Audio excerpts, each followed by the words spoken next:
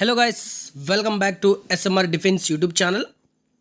So ఈరోజు మనం మాట్లాడే టాపిక్ వచ్చేసి brother, CASF fireman selection process, recruitment process గురించి అయితే ఈరోజు చెప్పడానికి అయితే మేము ముందుకు వచ్చాను. దీనికంటే ముందు మన ఛానల్ని ఎవరైతే సబ్స్క్రైబ్ చేసుకోలేదో సబ్స్క్రైబ్ చేసి సపోర్ట్ చేయండి. అలాగే పక్కన ఉన్నటువంటి బెల్ ఐకాన్ని క్లిక్ చేయండి. నాతో మీరు కాంటాక్ట్ అవ్వాలనుకుంటే ఇన్స్టాగ్రామ్ ఐడి లింక్ అనేది నేను కింద డిస్క్రిప్షన్లో ఇచ్చాను. దాని ద్వారా మీరు నాకు ఫ్రీ ఆఫ్ కాస్ట్లో నాతో మీరు కాంటాక్ట్ అనేది అవ్వచ్చు. సో టాపిక్ ఏంటంటే బ్రదర్, ఫస్ట్ అయితే వీడియో లైక్ చేసి చూడండి. లాస్ట్లో మీకు నచ్చకపోతే డిస్లైక్ అనేది చేసేయండి, అది మీ choice brother. So recruitment process అనేది ఏ విధంగా ఉంటుందంటే బ్రదర్, మనకు సిఏఎస్ఎఫ్ ఫైర్మెన్, సిఏఎస్ఎఫ్ అనగానే ఒక జీడీ టైప్ జనరల్ డ్యూటీ అనేసి మనకు అందరికీ ఐడియా ఉన్నదే. ఎందుకంటే చాలా సింపుల్ డ్యూటీస్ ఉంటాయి. ఇండస్ట్రియల్ ఏరియాస్కి సెక్యూరిటీ చేయడం మాత్రమే ఉంటుంది సిఏఎస్ఎఫ్ ప్రొసీజర్.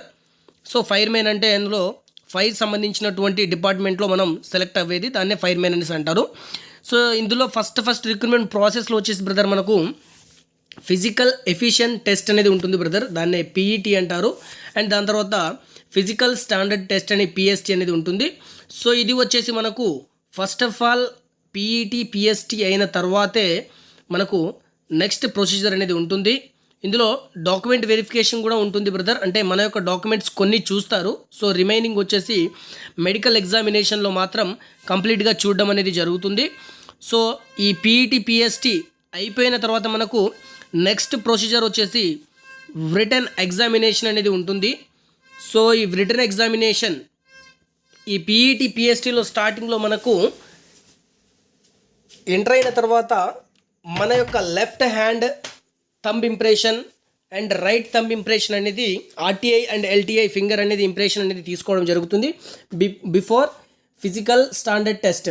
అంటే మనకు హైట్ బారు అండ్ చెస్ట్ ఇవన్నీ చూసే ముందు ఈ left thumb impression right thumb impression అనేది వాళ్ళు తీసుకొని స్క్రూనిటీ టెస్ట్ గురించి చేసి ఎలిజిబిలిటా లేదా అనేసి కూడా చేయడం జరుగుతుంది. అండ్ ఎనీ రిలాక్సేషన్ అంటే మనకు ఏజ్ రిలాక్సేషన్ ఏమైనా అప్లికేబుల్ అవుతుందా, హైట్ రిలాక్సేషన్ అప్లికేబుల్ అవుతుందా, చెస్ట్ రిలాక్సేషన్ అప్లికేబుల్ అవుతుందా అనేది మనకు చెక్ చేయడం జరుగుతుంది. సో ఇందులో కేటగిరీ వైజ్గా ఉంది. ఇప్పుడు ఎస్టీ కేటగిరీకి వచ్చేసి హైట్ అండ్ చెస్ట్ ఈ విధంగా, ఓబీసీ కేటగిరీకి ఏజ్ రిలాక్సేషను, సో ఎస్సీ కేటగిరీకి ఏజ్ రిలాక్సేషను, సో ఈ విధంగా అయితే మనకు అప్లికేబుల్ అవుతుంది. సో అది అప్లికేబుల్ అవుతుందా లేదా అనేసి పిఎస్టీ ముందే మనకు చెక్ చేయడం జరుగుతుంది.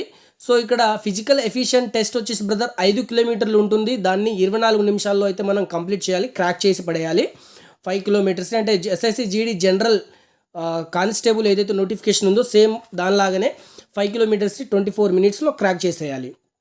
అండ్ ఫిజికల్ స్టాండర్డ్ టెస్ట్ ఇందులో వచ్చేసి మనకు అందరికీ తెలిసిందే, రన్నింగ్ కంప్లీట్ అయిన తర్వాత height and chest and weight, so ఈ విధంగా అయితే వాళ్ళు చూసుకొని నోట్ అయితే చేయడం జరుగుతుంది. హైట్ వచ్చేసి జనరల్ కేటగిరీకి 170 centimetre, chest 80 to 85 centimetre, minimum expansion 5 centimetres అనేది సో అప్లికేబుల్. అండ్ ఇక్కడ హైట్ రిలాక్సేషన్ చెస్ట్ రిలాక్సేషన్ వచ్చేసి ఎస్సీ ఎస్టీకి మాత్రం అప్లికేబుల్ అవుతుంది. ఓన్లీ ఎస్టీ కేటగిరీస్కి మాత్రమే హైట్ అండ్ చెస్ట్ అప్లికేబుల్ అవుతుంది. రిమైనింగ్ కేటగిరీస్కి ఏజ్ రిలాక్సేషన్ అనేది అప్లికేబుల్ అవుతుంది. సో ఈ విధంగా రన్నింగ్ అనేది కంప్లీట్ అయిన తర్వాత మనకు రిటన్ ఎగ్జామినేషన్ ఉంటుంది brother, under OMR computer based test. అంటే ఓఎంఆర్ షీట్ అనేది ఆల్రెడీ వెళ్ళిపోయింది, అది బిఫోర్ 2015 వరకే లాస్ట్ అయిపోయింది OMR based examination. So but ఇప్పుడంతా CBT examination computer based test అనమాట. సో ఆ విధంగా అయితే మనకు ఎగ్జామినేషన్ ఉంటుంది. ఇందులో వచ్చేసి మనకు సిబిటీలో 100 క్వశ్చన్స్ ఉంటాయి బ్రదర్, 100 క్వశ్చన్స్కి 100 మార్క్స్. సో ఇందులో నెగిటివ్ మార్క్సింగ్ అనేది ఏం లేదు, 100 మార్క్స్ ఉంటుంది. General intelligence and reasoning and general knowledge and awareness, elementary mathematics, English, Hindi. అంటే మనం ఆల్మోస్ట్ ఇంగ్లీష్నే చూస్ చేసుకుంటాము, నార్త్ సైడ్ వాళ్ళు హిందీ సెలెక్ట్ చేసుకుంటారు.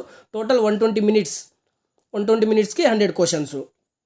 అండ్ ఎగ్జామినేషన్కి వెళ్ళే ముందు మన యొక్క ఐడెంటిటీ ప్రూఫ్ ఏదైనా వెరిఫై చేయడం జరుగుతుంది. సో బయోమెట్రిక్ ఏదైనా సంథింగ్ కానీ ఏదైనా ఐడి ప్రూఫ్ కానీ ఈ విధంగా అయితే తీసుకోవడం అయితే జరుగుతుంది. Examination brother only English and Hindi లాంగ్వేజ్లో మాత్రమే ఉంటుంది. సో తెలుగు లాంగ్వేజ్లో అయితే ఇంకా అప్లికేబుల్ అవ్వలేదు. సో లాస్ట్ టైం మన తెలంగాణ ఏపీ నుంచి కూడా తెలుగులో కూడా ఎగ్జామినేషన్ ఉండాలనేసి కూడా ఇవ్వడం జరిగింది, బట్ ఇంకా అది అప్లికేబుల్ అనేది అవ్వలేదు. అండ్ ఇక్కడ క్వశ్చన్స్ వచ్చేసి బ్రదర్ మనకు 12th స్టాండర్డ్ సైన్స్ సబ్జెక్ట్ సంబంధించినట్టు, అంటే 12th స్టాండర్డ్ ఉండాలి అండ్ సైన్స్ సబ్జెక్ట్ అనేది కంపల్సరీ ఉండాలి. మనకు ఎగ్జామ్స్ క్వశ్చన్స్ కూడా 12th స్టాండర్డ్ లెవెల్లో వస్తుంది. సో కాబట్టి కొంత డెప్త్గా ప్రిపేర్ అయితే సరిపోతుంది. సో వేకెన్సీ కూడా మీరు కేటగిరీ వైజ్గా చూసుకొని చేయొచ్చు. అండ్ మ్యాట్రికులేషన్ సర్టిఫికేట్ ఉండాలి, డొమైషియల్ సర్టిఫికేట్ ఉండాలి, రెసిడెన్స్ సర్టిఫికేట్ ఉండాలి. సో కేటగిరీ వైజ్గా. సో ఆల్రెడీ నేను లాస్ట్ టైం కూడా వీడియోస్ కూడా దానిపైన మేక్ చేశాను. అండ్ డాక్యుమెంట్ వెరిఫికేషన్ వచ్చేసి మెడికల్ ఎగ్జామినేషన్లో ఉంటుంది బ్రదర్. డిఎంఈలో డీటెయిల్ మెడికల్ ఎగ్జామినేషన్ అంటారు. అందులోనే మనకు డాక్యుమెంట్ వెరిఫికేషన్ ఉంటుంది అండ్ మెడికల్ ఎగ్జామినేషన్ ఉంటుంది. సో మనకు medical examination as per recruitment 2015 mAh అంటే మినిస్ట్రీ ఆఫ్ హోమ్ అఫైర్స్ వాళ్ళు రిలీజ్ చేసినటువంటి 2015 మెడికల్ గైడ్లైన్స్ ప్రకారం అండ్ యాజ్ టీజ్గా ఏదైతే 2021 పార్ట్ సంబంధించిన డిఎంఈ ఆర్ఎంఈ ఫార్మాట్ ప్రకారంగా మనకు మెడికల్ ఎగ్జామినేషన్ అయితే జరుగుతుంది. సో అందులో వచ్చేసి మనకు డాక్యుమెంట్ వెరిఫికేషన్ కూడా ఉంటుంది. So mode of selection already చెప్పాను. ఎగ్జామినేషన్ పీఈటీ పిఎస్టీ క్వాలిఫై అయిన వాళ్ళు ఎగ్జామినేషన్కి వెళ్తారు. ఎగ్జామినేషన్ క్వాలిఫై అయిన వాళ్ళు డాక్యుమెంట్ వెరిఫికేషన్ క్వాలిఫై అయిన వాళ్ళు మెడికల్ ఎగ్జామినేషన్కి, తర్వాత మెడికల్లో ఏమైనా ప్రాబ్లం ఉంటే ఆర్ఎంఈ. సో ఈ విధంగా అయితే ఉంటుంది. అండ్ రిటన్ ఎగ్జామినేషన్లో ఆల్రెడీ ఇక్కడ 33% అని ఇస్తారు, కానీ దానికి 1% కూడా వాళ్ళు ఫాలో అవ్వరు. సో మినిమం వేకెన్సీని బట్టి క్యాండిడేట్స్ని పిలవడం జరుగుతుంది. 1:10 ఆ వైజ్గా మనకు మెరిట్ లిస్ట్ అయితే ఇవ్వడం జరుగుతుంది. పీఈటీ పిఎస్టీ మెరిట్ లిస్ట్ ఉంటుంది, తర్వాత రిటన్ ఎగ్జామినేషన్ మెరిట్ లిస్ట్ ఉంటుంది. సో దాని తర్వాత ఫైనల్ అలొకేషన్ వేకెన్సీ అలోటెడ్ వచ్చేసి స్టేట్ వైజ్గా అయితే ఇవ్వడం అయితే జరుగుతుంది. సో మనకు ఇన్ కేస్ ఆఫ్ టై అయితే రిజల్ట్ వచ్చిన తర్వాత సేమ్ మార్క్స్ వచ్చి సేమ్ ఏజ్ ఉండి అట్లా ఈ విధంగా ఏమైనా సేమ్ మార్క్స్ వస్తే అప్పుడు ఏంటి ప్రొసీజర్ అంటే ఏజ్ ఎక్కువ ఉన్న వాళ్ళని తీసుకుంటారు అనేసి కూడా వాళ్ళు candidates older age in age will get preference అంటే ఏజ్ ఎక్కువ ఉన్న వాళ్ళని మాత్రం తీసుకుంటామనేసి కూడా వాళ్ళు ఇవ్వడం జరిగింది. లేదు అంటే కంపారిజన్ హైట్లో కానీ దాని తర్వాత ప్రిఫరెన్స్లో కానీ అండ్ వచ్చేసి మన రిలాక్సేషన్లో కానీ ఈ విధంగా అయితే వాళ్ళు అప్లికేబుల్. లేదు అంటే లాస్ట్లో ఈ అన్ని టైం ఉన్నప్పుడు ఆల్ఫాబెటికల్ ఆర్డర్ వైజ్గా ఎవరిది నేమ్ ముందు ఉంటే స్ట్రోక్ ఉంటే వాళ్ళని అయితే తీసుకోవడం జరుగుతుంది. ఇది సెలక్షన్ ప్రొసీజర్ బ్రదర్. సో అందరూ కొంచెం గట్టిగా ప్రిపేర్ అయితే డెఫినెట్లీగా గెట్టిన అవ్వచ్చు. చాలా easy job brother. So risk లేని జాబ్ అంటే సిఏఎస్ఎఫ్. సో చాలా సింపుల్గా ఉంటుంది. శాలరీ వైజ్గా ఉంటుంది. 21,700 ఉంటుంది శాలరీ స్టార్టింగే. సో కాబట్టి మీరందరూ అప్లై చేసుకోండి. సైన్స్ సబ్జెక్ట్ ఉండాలి.